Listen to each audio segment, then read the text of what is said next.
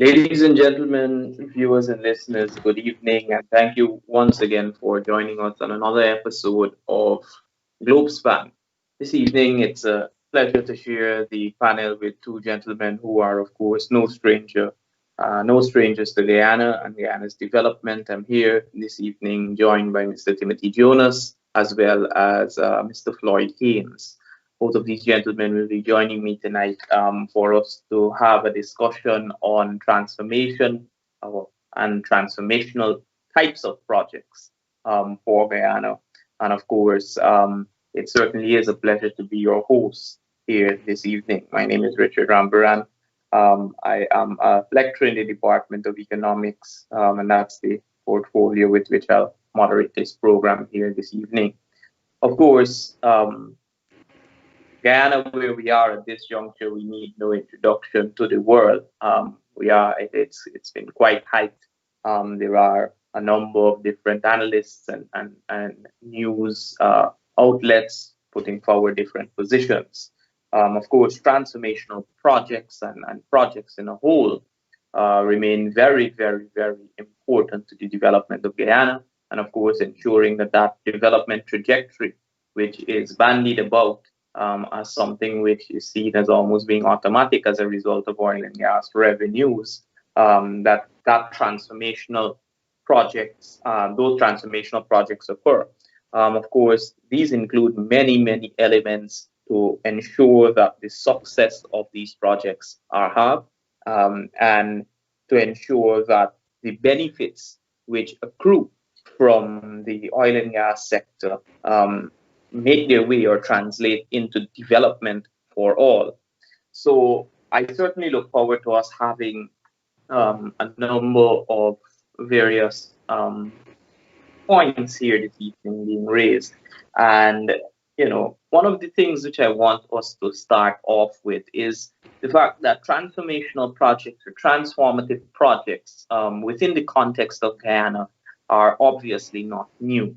We have obviously had a number of projects in the past, major projects, whether they have been touted or whether they have actually been undertaken. They have played a tremendous role in driving economic growth and by extension development forward. Where I would like us to start the discussion this evening is on a question of what are those projects in the past which you gentlemen have seen or would characterize as being transformative? Because what I might deem as being transformative as an economist may be different from the definition that Timothy has or that Floyd has. So how do you categorize, or what's your barometer for indicating that a project is transformative in nature? And I'll start with Timothy and then move on to Floyd. And of course, thank you, gentlemen, for joining. Hi, Richard. Your start is unexpected, but I like it. Of course, a good way to look at the way forward is to see what's happened in the projects that have been started. Now, I'm a believer in small government, and I am a firm believer that the administration is not there to run any business or start any business, but is there to create an environment for people to take their own risk their own money, and grow their own business. So when you ask what transformative projects have been implemented in the past, I wonder if a lot of folk don't have a different conception of what you're really asking. If you're asking about a project that the government started, like a certain new sugar factory that was touted to be mechanized and to generate electricity and all kinds of things and failed, is that what you're talking about? Or are you talking about a project, for example, like the airport, that hopefully is designed to enlarge our capacity to be a central point for international flights, and to become a pivot, a central area What do you have in mind when you use the expression transformation projects? So Timothy, you're spinning the question back at me. So let me just reckon to say that at least from my perspective, I believe that a transformational project is something which has a material impact on the livelihood and the well-being of the Guyanese people.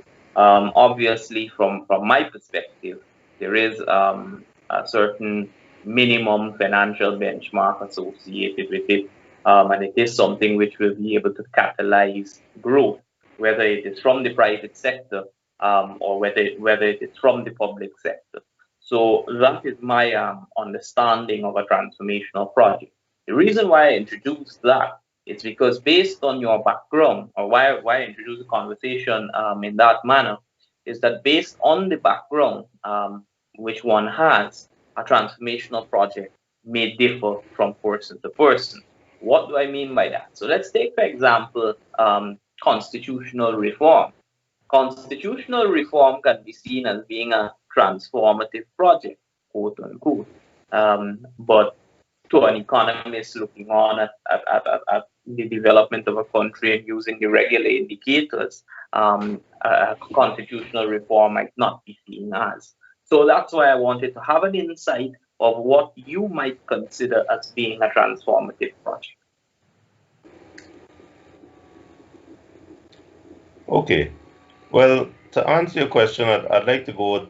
You see, project contemplates a single conscious effort on a single, embarking on a single transaction. But I think you're looking wider. So let's talk about some economic policies. I think that the most successful project that we have seen in the last 15 years in Guyana, maybe even 20 years, has been the housing drive under the People's Progressive Party. I think that from the time they opened up, they started at Eccles.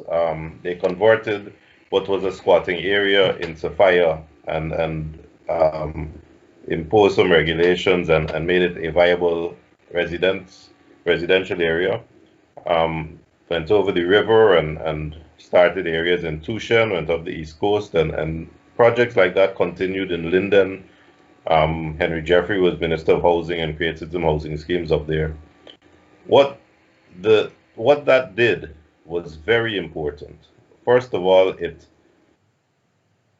created equity so that Guyanese who were paying rent and were truly impoverished in terms of their net asset worth suddenly had some kind of equity, some kind of value. They suddenly had something they could show the bank, borrow money on, and a real worth, something they could put in a will and give to the children.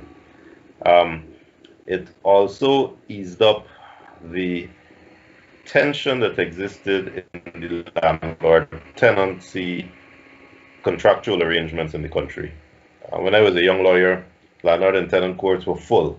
Landlords wanted the tenants out. We had hundreds of slum dwellings, tenement yards, where tenants could not afford to leave, but were living in inhumane conditions. The landlords wanted them out, but they couldn't go, and it was just a vicious cycle. So the standard of living improved. It allowed the administration to decide where to locate places as areas of residence, and that was also useful, so that people were encouraged to take up residences over the river, out of the city, and hopefully reduce the congestion in some urban areas. Most importantly, it created a huge employment opportunity. The construction industry boomed. As sugar declined, a lot of sugar employees went over into construction. A lot of contractors started businesses. The hardware stores, their sales went up. The granite folk, Mazaruni and Tulsi Prasad and BK, turned a profit, so that the secondary benefits were also felt immediately. And in terms of real wealth, Guyana as a whole, because individuals were personally, their wealth was increased, benefited. I think that I can point to as the single most successful transformative policy that I can think of in Guyana, certainly in the last 25 years.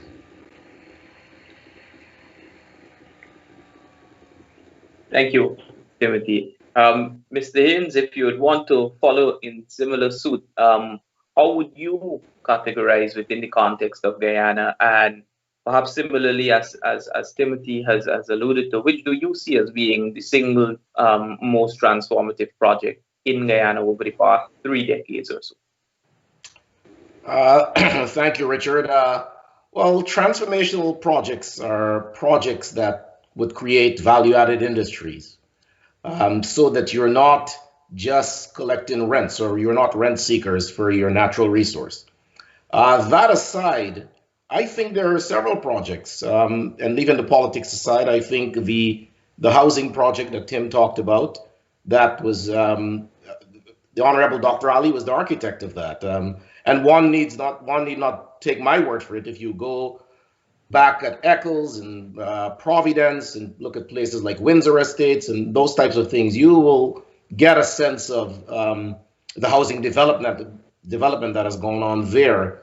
I would also point to the Berbice Bridge as a transformational project, because if you remember, and you guys are probably too young to remember this, going to and from Berbice, you join a line, you wait on the ferry, you go over the ferry, you wait for the cars to come off, and it was a long day for the most part. You couldn't do it in under a day. Bridging the Berbice River was transformational. It allowed vendors to go back and forth, bring their produce to the market, save time, and those types of things. Again, we can, quibble about the politics of it and whether or not which method was used, whether it was a public-private partnership or private investors or those types of things. But that aside, that was transformational. The other project that was contemplated that I thought would have been hugely transformational would have been the Amila Falls project. Again, it met its death in the politics of Guyana and in the parliament of the country. But the Amila Falls project, again, if you take aside the politics of whether or not it was the best way to go about financing it, and I've looked at it very closely, it would have reduced the cost of energy in a major way. And that would have in turn reduced the cost of exports. A major part of Guyanese industries or the major part of what prohibits these industries from taking off or being competitive is the cost of energy. And we talk about it all the time. Amila Falls would have solved that problem. So those are some projects that I think were hugely transformational. Several others have been contemplated, and most of them, if you look at them, what are they doing? They're essentially converting the rentier concept to a value-added concept. So if you take something like bauxite, where we just, dig the thing up out of the ground, get it out and collect rents, essentially. You could go from bauxite to smelting aluminum. So you're creating value-added industries. And I think that's at the heart of what transformation is going to be. And you can expand that to oil, the oil industry. Again, what will make oil truly transformational is the value added, the ancillary industries that will spring up along it. It's not just the sale of oil. The sale of oil is just a single act. We get some money for it, whether it's enough or not, that can be debated. But it's all the ancillary agents, industries that will spring up alongside the oil and gas that will truly be transformational.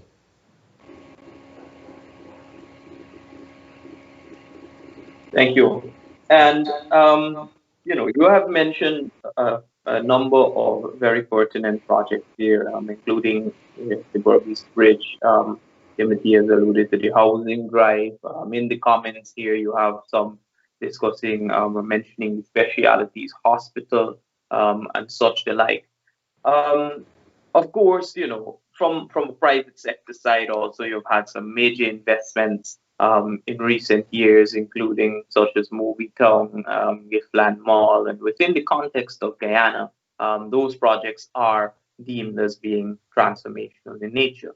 However, if one examines each of these projects, particularly when a government is involved or when government is involved in the execution of the project, there are a couple of common threads or common strands that run through these projects. You know, whether it's an accusation of corruption, whether it is someone indicating that there are misappropriations occurring, whether it is to do with the project execution, whether it is to do with the political environment's timing. Um, in the near future, projects will become even more important. The large projects will become even more important to the development of Guyana.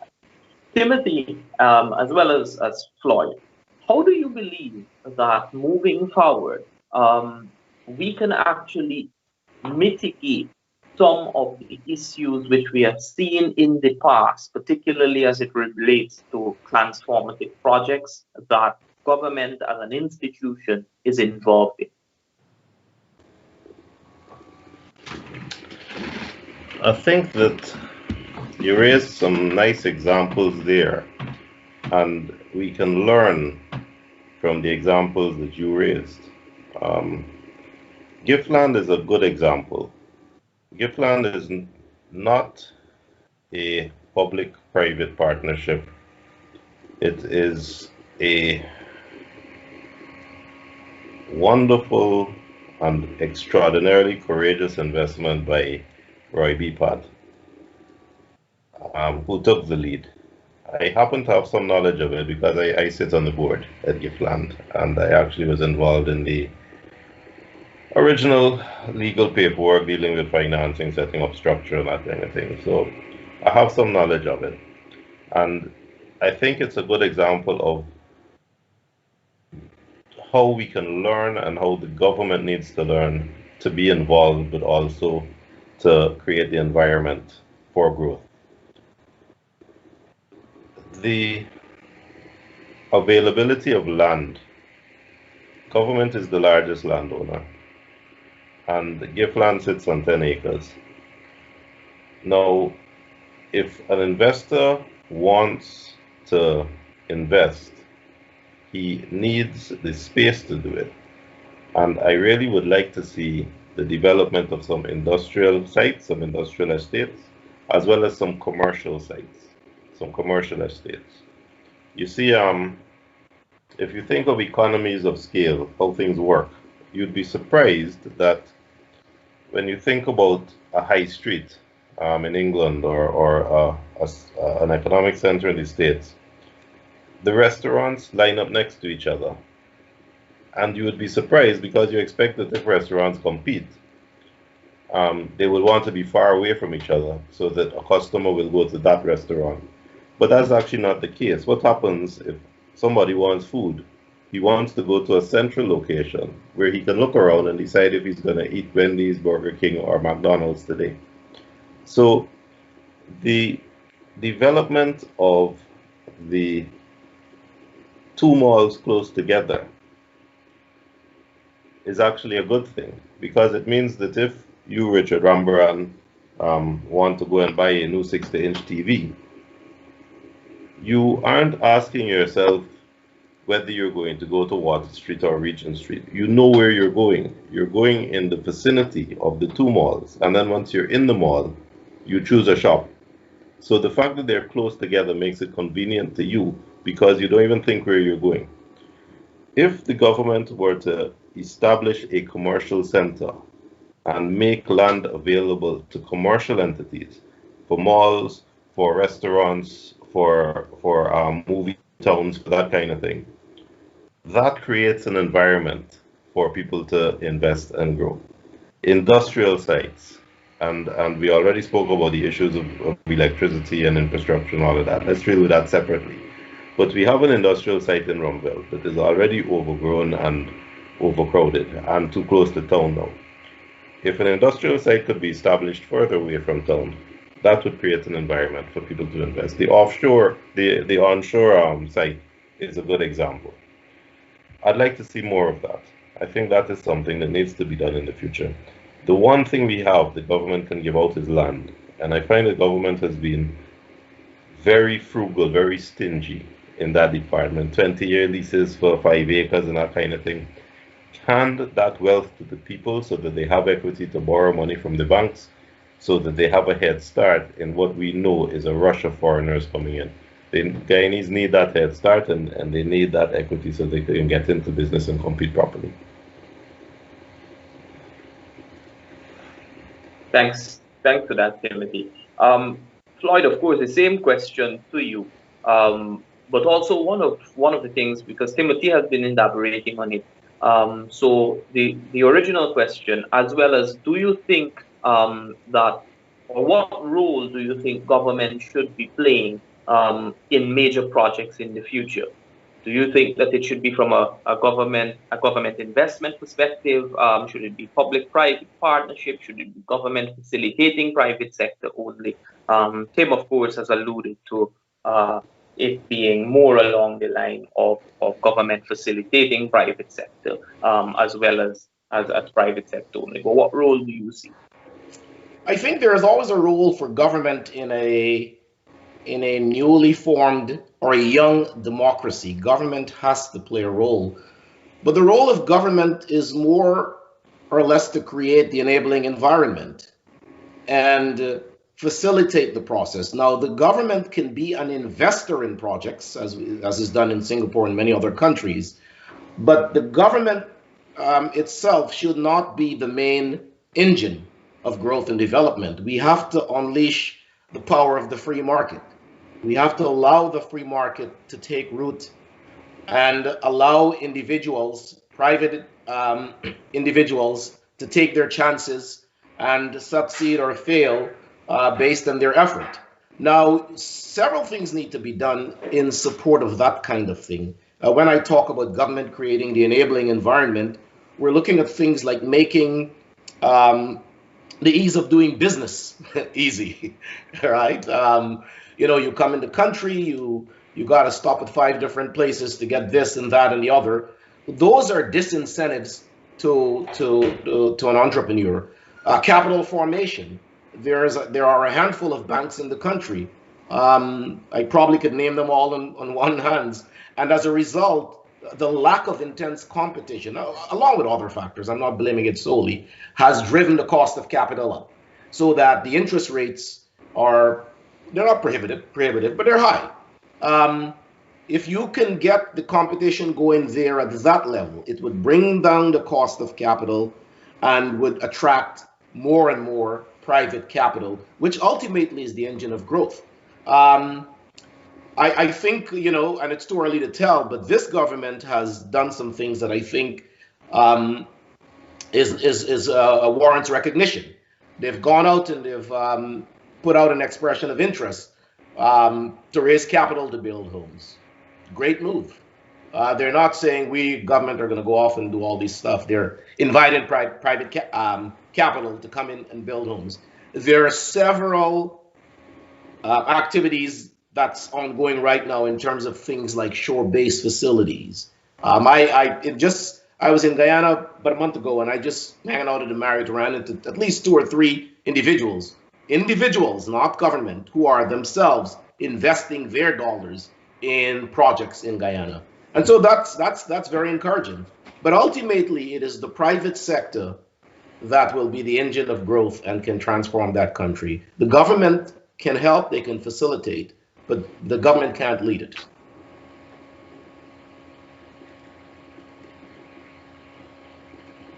Yeah, and just to the original question, thank you for that. Just to the original question, what are some errors that you've seen in the past in major projects or in transformative projects which Guyana has undertaken in the past that we can use examples from moving forward? And then I believe we can go to a break. You mean projects in Guyana that Guyana has undertaken? Yeah.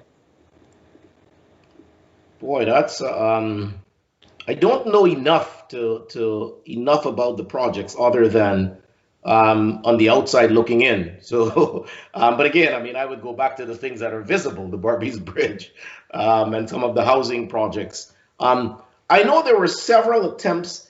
So there's a weird thing, right? There's always talk of good things, but it never happens. And I don't know enough. And what I would do when I am in Guyana, I run around and I ask people, why hasn't the road to Brazil been, everybody agrees it's good. Everybody. There isn't a soul in Guyana who thinks it's a bad idea. And there is monies for it. Why hasn't it happened?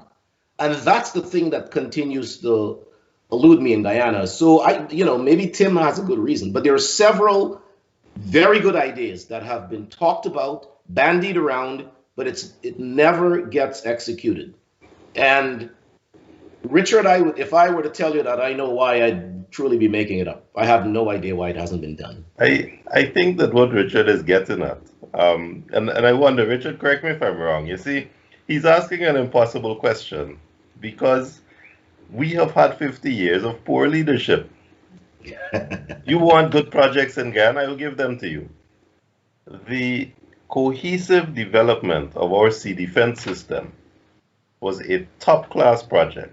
It was in its day the largest sea defense in the history of the modern world. It was the largest movement of resources. It was done in World War I.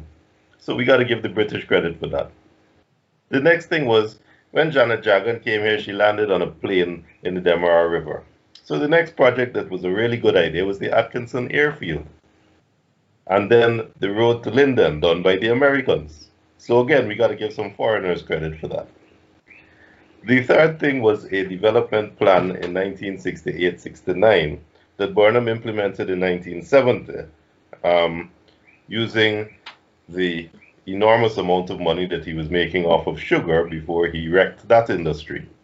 And that created the Kanji Bridge, the 4-lane Rupert Craig Highway, and the 4-lane Lisingen Road, and the Demerara Harbor Bridge. Those were projects from 1970, done after a study, but when we were flush with money shortly after independence, before our own poor leadership managed to ruin our economy.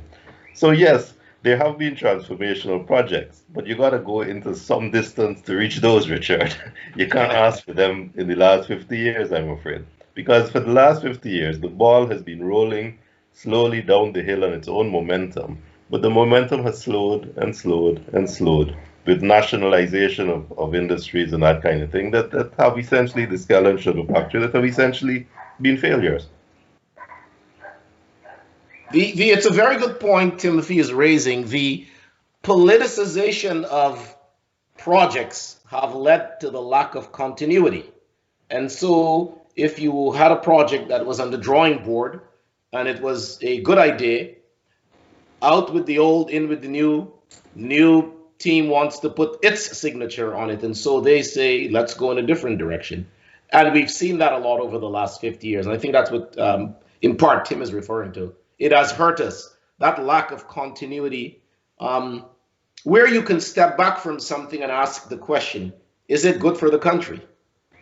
Does this make sense for the country? And if so, we would embrace it. Doesn't matter whose idea it was.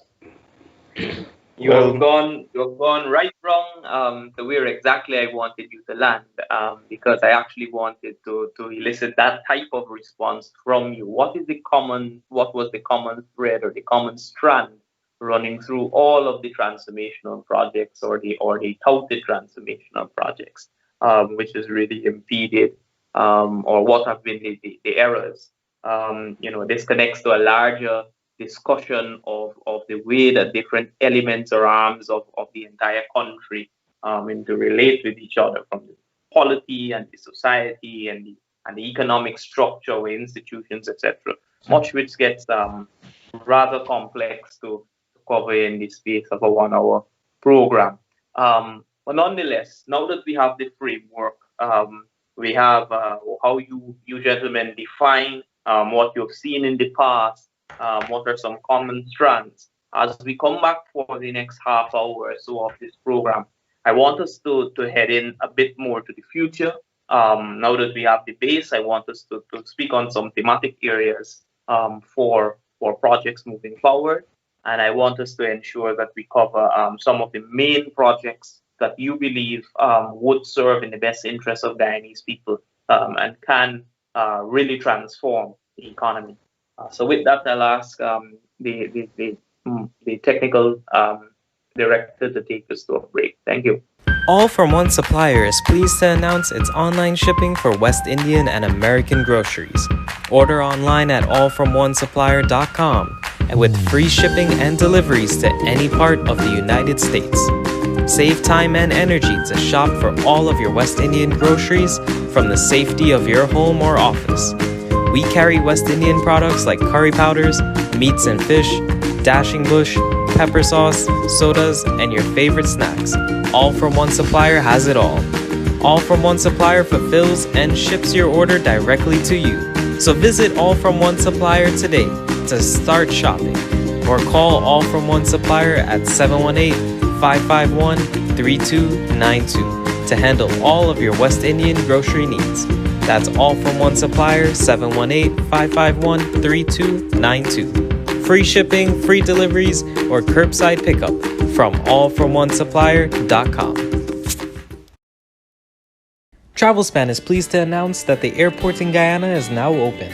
There are flights from New York and Miami non-stop to Guyana. Call Globespan for all your travel needs to Guyana or for your vacation to Mexico or Punta Cana. Call 718-845-0437. That's 718-845-0437. Flights are now on sale to Guyana and vacation packages are now on sale to Mexico and Punta Cana. Call 718-845-0437. Logistics International, based in Trinidad with representatives in Guyana, is pleased to announce its shipping services from Trinidad to Guyana. Logistics provides shipping services and has experienced personnel to handle all of your shipping needs from Trinidad to Guyana. Buy in Trinidad and let Logistics handle all of your shipping to Guyana from small boxes to container sizes. Call Logistics in Trinidad at 1-868-336-8218 to handle all of your shipping needs, and they handle all sizes.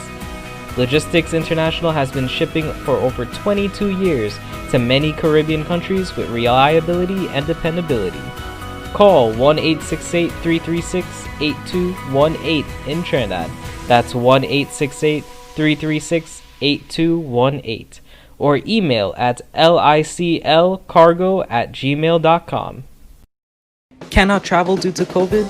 Then treat yourself or your loved one with a gift. Purchase it online, then let Globespan Shop and Ship take care of the rest. Globespan is now offering a shop and ship program to Guyana and Trinidad. Cheap rates plus tracking and multiple offices in Georgetown, West Coast Demerara, and Berbice to take care of your package.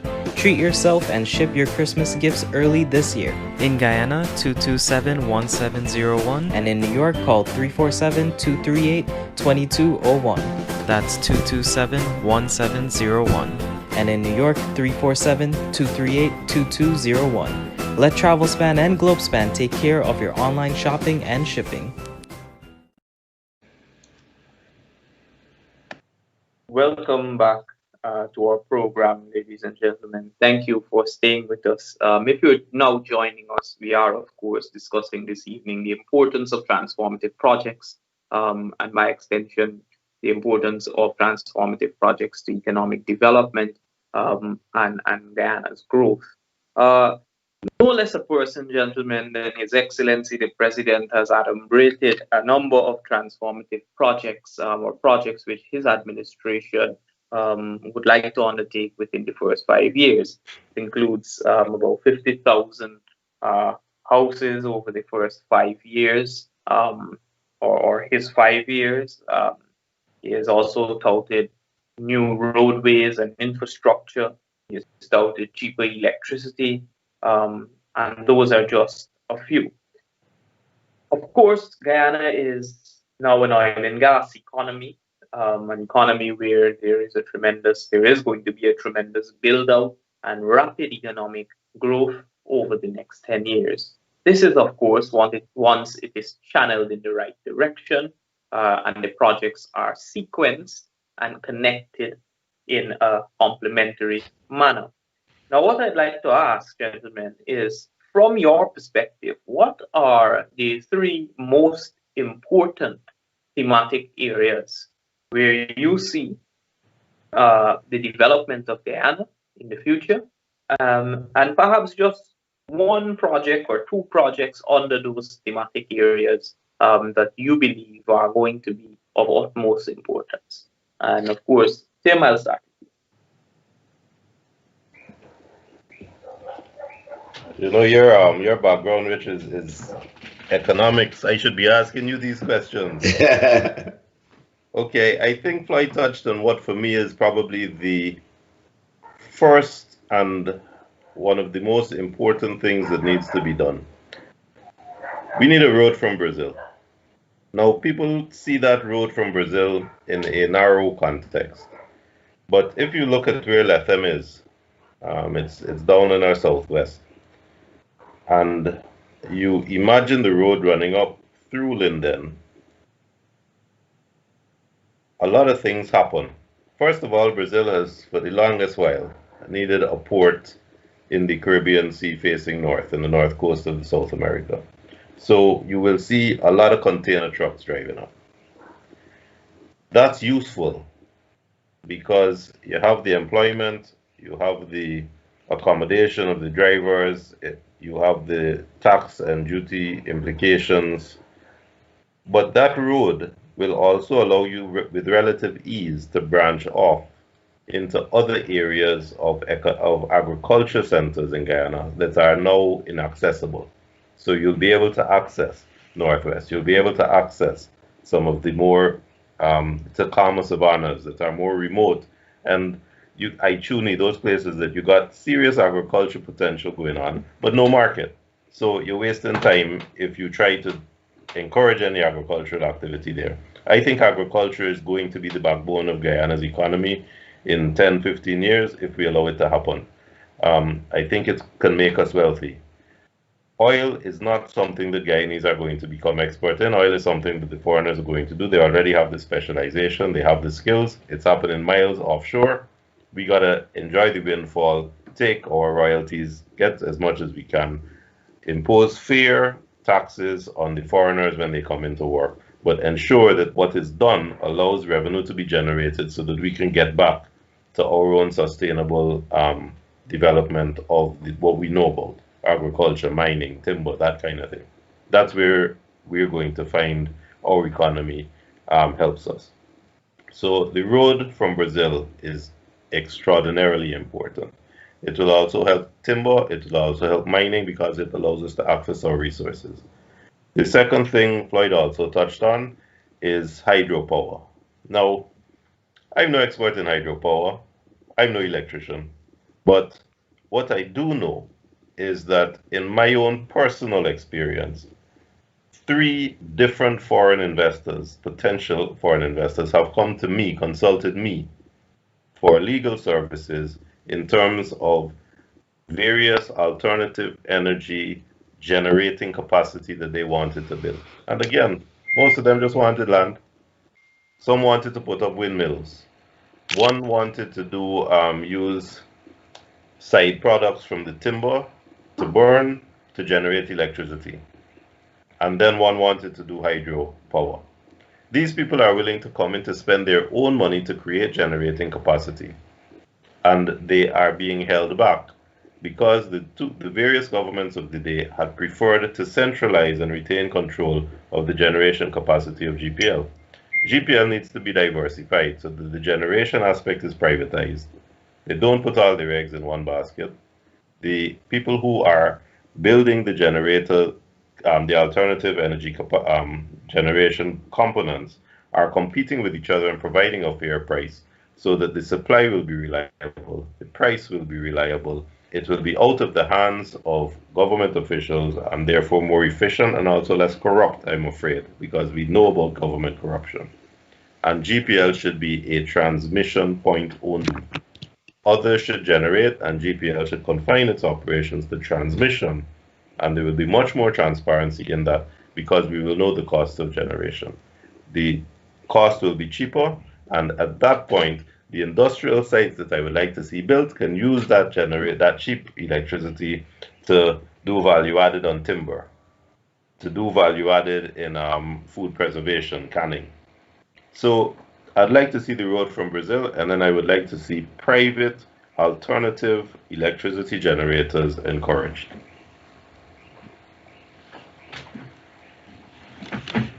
Thank you. Dane?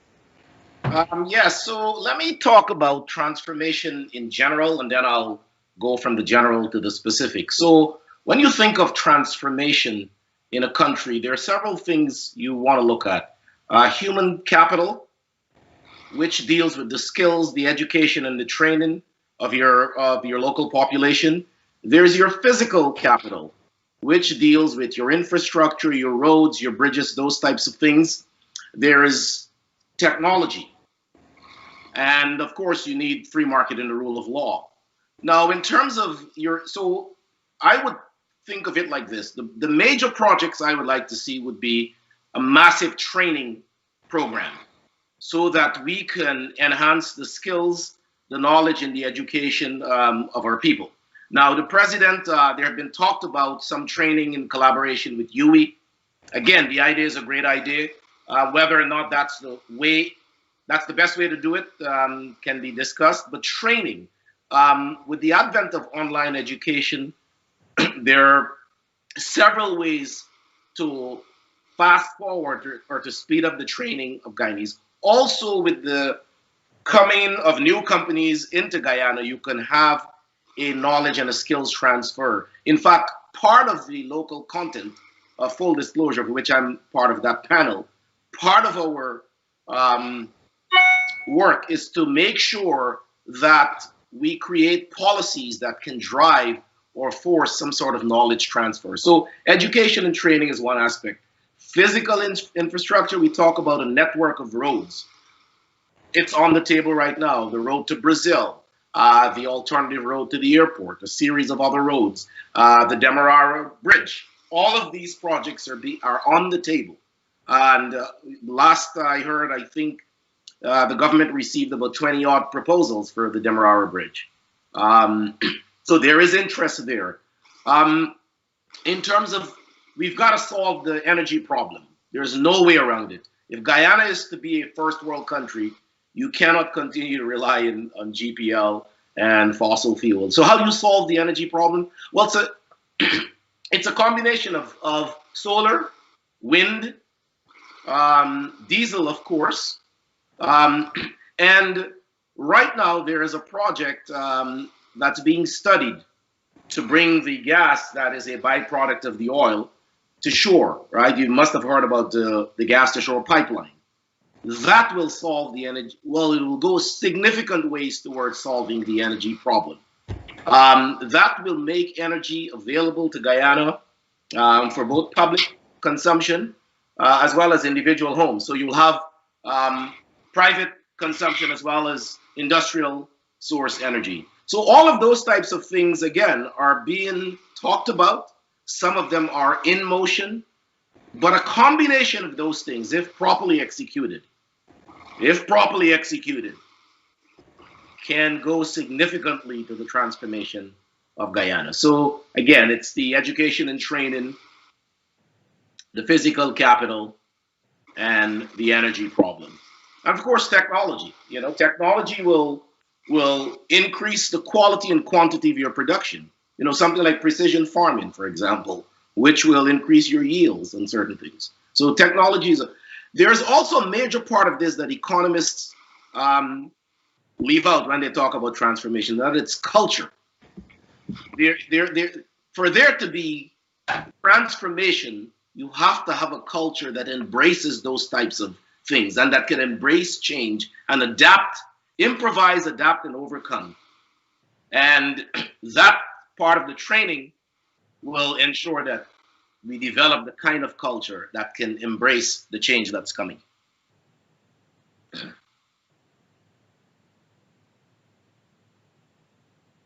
Thank you, gentlemen, for that. I think you both are aligned in thoughts on this. You know, I'll throw out a couple of questions subsequently. But I want to ask you, you have now highlighted a number of projects that you believe. But what do you think, what foresight do you have in terms of the number one factor that you believe will limit Guyana's implementation of these projects? The number one factor, one and only one.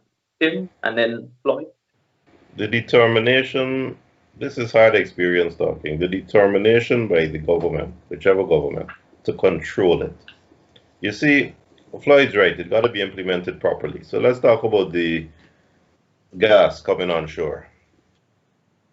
If government tries to control the construction of the, well, if it's liquid gas, the refinery, if it's other gas, the processing plant, you're going to get it wrong.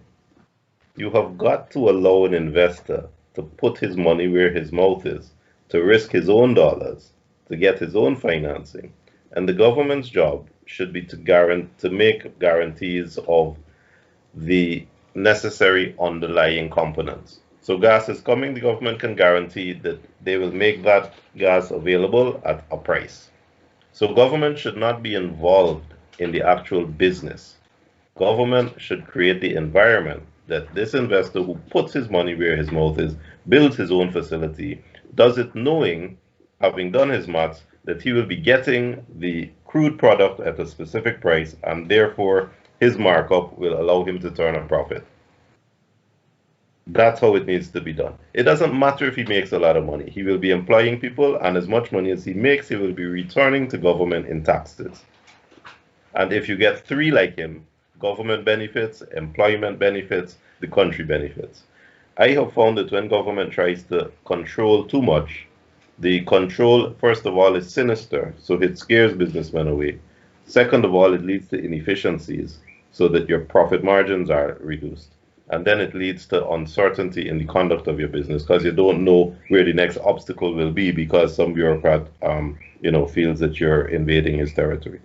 So government needs to minimize its involvement and allow the investor to risk his money, but also to make his profit. Thanks, Tim. What you're talking about there is a fundamental and an ideological shift in the way that governments in the Caribbean perhaps operate. We really do have big governments here. I mean, it's something which is a feature of what has become known as our economic management here in the Caribbean. It's also a part of the Latin American region, but I think that's something which is not unfamiliar to this region, and extending into the Latin American region. Mr. Haynes, what do you think? Number one factor limiting Guyana's implementation of projects. Yeah, so you need a master plan which exists, and then that plan need to be executed, which is currently being done. It can be executed very poorly. So poor execution is one factor, and political instability is probably the most important factor. Money, private capital, investors do not respond well to any sort of instability. And if we're ever threatened with any degree of political uncertainty or instability, there will be a capital flight like you've never seen. Just like you're seeing there's an influx of capital now, that will reverse in a moment's notice. So to me, that's one of the major impediments, along with poor execution. If it's not properly executed, it doesn't matter how well the plan is. But there is a plan, it is being executed, and we just have to make sure that Guyana remains a stable country so that it can continue to attract the kind of capital that's necessary for its development. Thanks. Thank you very much for your thoughts on that, Mr. Haynes. So I'd want to throw out a couple of questions to you guys. It's based on projects, and it will be, of course, pointed to either whoever would like to contribute on it. But I heard Timothy mention earlier that investors, foreign investors waiting on land, etc. I've had some very interesting conversations over the past few weeks, Timothy. And we believe that foreign investors should be given land, or should land remain for Guyanese only, with certain conditions, and under those conditions, with certain conditions for foreigners, and only under those conditions can foreigners access land.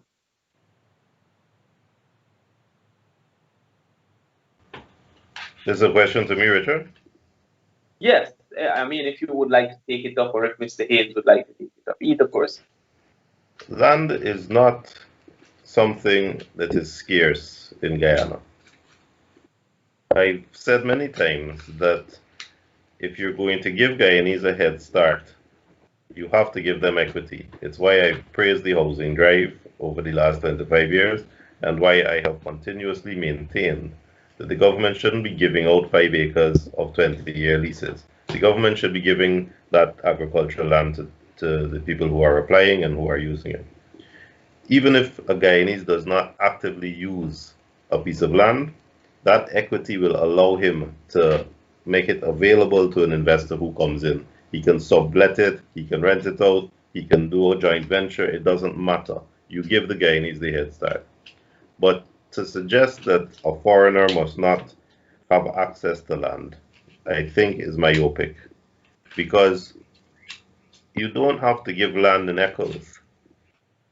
You can make land available in places where no Guyanese is using it now. We are as large as Great Britain. We are huge. And agriculture is going on right now in the Tacoma savannas. Agriculture is going on in the Northwest, in places you and I haven't even heard about. And if you go to those places, you will see that the potential is huge. I have a client up somewhere far in Essequibo that is revitalizing an estate that had been abandoned over 100 years. You need to encourage people to come to get into agriculture, and it doesn't matter if they're foreign or local, because I also believe and I also recommend that there should be a tax structure that is fair, but that distinguishes Guyanese from foreigners. Income tax, corporation tax, property tax should give Guyanese a commercial edge, a commercial advantage if they want to get into business. But you certainly must not be squeezing out foreigners. You must be encouraging them.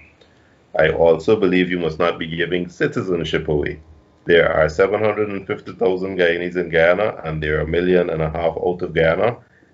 We need to reform our citizenship policies so that every Tom, Dick, and Harry that lands in the country and puts his name in the paper doesn't automatically get citizenship, because we need to ensure that the growth that happens, the infrastructure that develops, the improvement in education and medical facilities is geared for the benefit of Guyanese. And we are already seeing an influx. They closed the bridge from Suriname to avoid 1,000 Cubans coming in. There's a big hue and cry about Haitians. There's Venezuelans and Brazilians coming in. We need to welcome people who are coming and can show that they are offering a skill and have been offered a job and are bringing money in. But we also have to be very cautious and very careful that we keep Guyana intact, Guyanese intact, our culture intact, and that the people who are coming are contributing to the economy. And that is the starting point as well. So there are a lot of balls in the air. There are a lot of variables at play. They all have to be managed carefully. But certainly you don't say to a foreigner, oh, please come, but you can't get land. That's not the way to go. Not when you're as large as Great Britain and 95% of your land is unused. That would be myopic and self-defeating. Mr. Haynes, any contribution on that? I have a question here for you also. Yeah, no, I totally agree with Tim. We should not be limiting land to just Guyanese, and or turning foreigners away, or in fact, land should not be used as a political football at all. There's an abundance of it, and we shouldn't be giving land to anybody. Things ought to be structured properly so that if an investor comes into Guyana, the government can use land as its investment, right? That would be your contribution in the total investment. That way the government has a stake. but the government is operating in the private market. You see, this is all about how you structure it. So with an abundance of land, we can do a bunch of different things. I also believe that we ought to make, and this is as much as I don't like big government can play a role in making sure that Guyanese are not operating at a disadvantage. You know, one of the things we hear repeatedly on my meeting with stakeholders, local companies are saying, listen, you know, the foreign companies get all these tax breaks and incentives, and we've got to compete with them, and we don't get any of those things. You know, so those are things that I think need to be looked at and addressed, and I think it's being looked at. Thank you. Mr. Haynes, how important do you think local content is for the transformative projects of Guyana? Not just for the oil and gas sector here I'm talking about.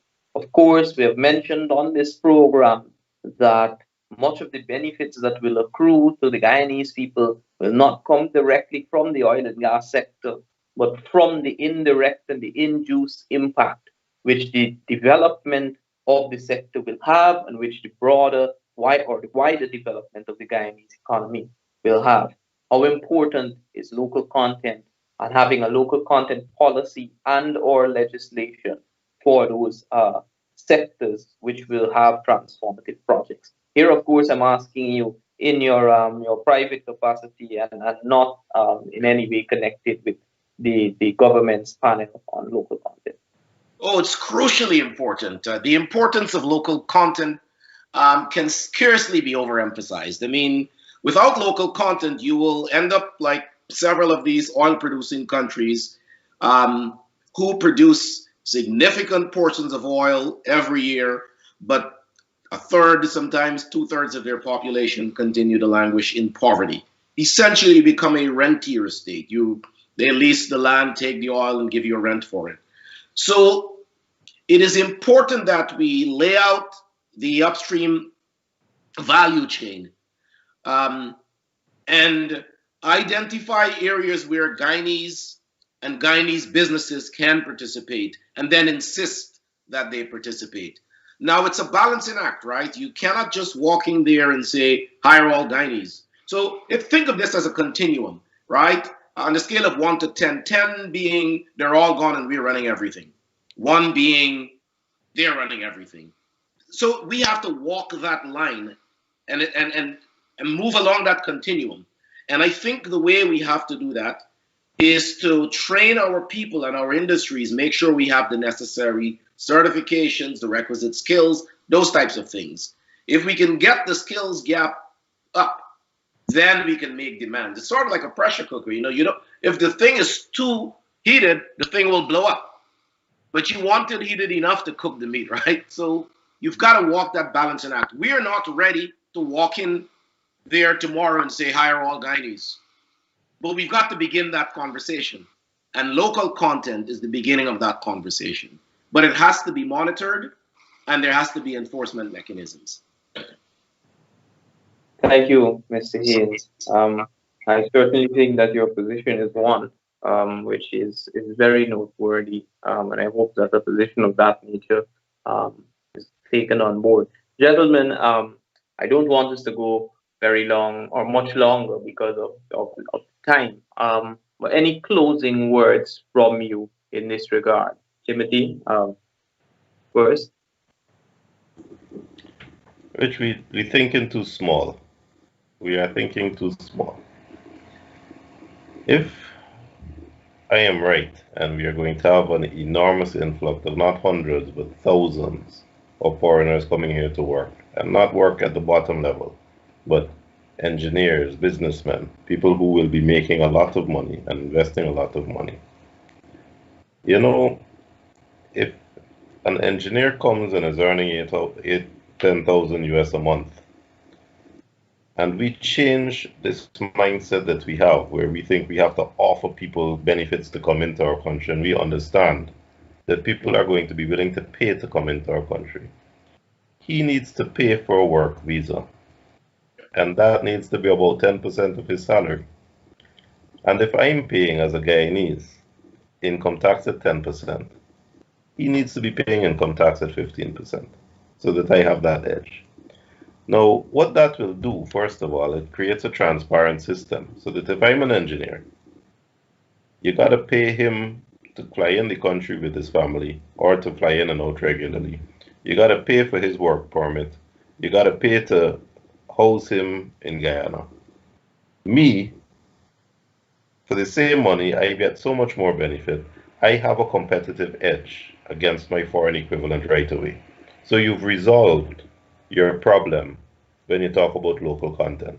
A Guyanese will always be preferred. But the reason I think that we're thinking small is that our population is so small that when thousands of these boys start coming in, bringing their families, spending their money, paying their taxes, paying for those work permits, we will have a windfall of money where Guyanese can be educated for free. Guyanese can get scholarships easily to go and study abroad. Guyanese can do exactly what they want to do in terms of their education. They will prosper so that they will come back as engineers. And instead of a vicious cycle, we will have a wonderful cycle of opportunity. So we need to encourage these foreigners to come because they will be contributing to our economy and they will be enabling the government with that revenue and with oil revenue to focus on developing the infrastructure for the benefit of the same young poor Guyanese who are now coming up so that they know if they get their O levels, they get their A levels, they ought to almost automatically get in scholarships to go somewhere else. And this is why it's equally important to make sure Guyanese stay Guyanese, but foreigners don't become Guyanese. Because we have to make this available to our people. We're thinking small, and we got to start thinking bigger. Of Singapore's population, nearly half are not Singaporean. They're foreigners who went in there to work and are paying taxes, and by doing so are contributing to the prosperity of the Singaporean people. That's what we need.